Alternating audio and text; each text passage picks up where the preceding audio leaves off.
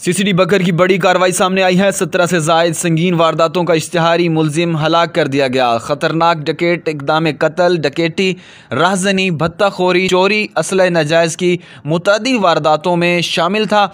अपने भाई और वालिद को भी फायरिंग करके जख्मी कर चुका है। सीसीडी बकर पुलिस मुजरमान इश्तिहारियों की गिरफ्तारी के सिलसिले में कलूर कोट के इलाके फरीदाबाग में मौजूद थी कि नाकाबंदी के दौरान 3 मशकूक मोटरसाइकिल सवारों को रोकने की कोशिश की गई। मुलजमान ने रुकने की बजाय सीसीडी पुलिस के एहलकारों पर फायरिंग शुरू कर दी और मोटरसाइकिल छोड़कर बाग की तरफ भाग गए। साथ ही डाकुओं की फायरिंग से एक डकैत जख्मी हालत में गिरफ्तार हुआ, जिसकी शनाख्त मोहम्मद आसिफ वल्द असलम पठान सकना नूर अशरफ वाला तहसील कलूर कोट से हुई। मुलजिम का क्रिमिनल रिकॉर्ड चेक किया गया तो 17 से जायद संगीन वारदातों में मुलविस था।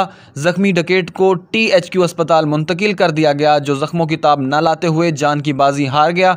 डकैत के कब्जे से मोटरसाइकिल और पिस्टल भी बरामद किया गया। फरार मुलजिमान की गिरफ्तारी के लिए मुकामी पुलिस की मदद से छापे मारे जा रहे हैं और नाकाबंदियां भी कराई गई। सीसीडी इंचार्ज मलिक अब्दुल सत्तार खिची का कहना है कि माशरे को पुरअमन बनाने के लिए हर मुमकिन कोशिश करेंगे। जराइम का खात्मा करना सीसीडी बकर की अव्वलीन तरजीह है। सीसीडी के काम को मद्देनजर रखते हुए आप सीसीडी को 10 में से कितने नंबर देंगे? कमेंट सेक्शन में अपनी कीमती राय से जरूर आगाह करें।